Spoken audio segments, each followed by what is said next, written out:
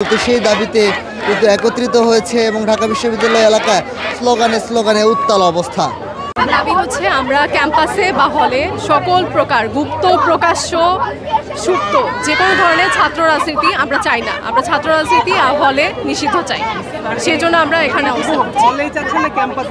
আমরা হলে ক্যাম্পাসে আমরা দুই জায়গাতেই ছাত্র রাজনীতি নিষিদ্ধ চাই। কারণ আপনারা বিগত বছরগুলোতে দেখেছেন যখন ফ্যাসিবাদী সরকার ছিল সে সময় কিন্তু ছাত্র রাজনীতির কারণে ক্যাম্পাসে বলেন বা হলে বলেন আমাদের শিক্ষার্থীদের বিভিন্ন ধরনের শোষণ নির্যাতনের শিকার হতে হয়েছে। আমরা চাই না সেটার পুনরাবৃত্তি হোক।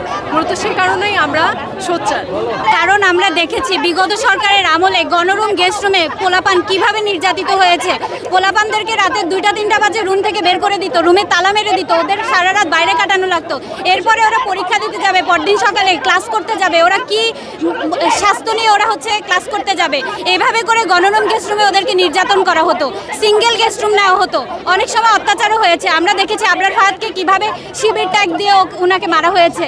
তো আমরা এসব আর ফিরে আসুক বাংলাদেশে, এটা আমরা চাই না। কোনো ক্যাম্পাসে এই গণরুম গেস্ট রুম আসুক, কোনো ক্যাম্পাস পলিটিক্স হল পলিটিক্স আসুক, এসব আমরা চাই না।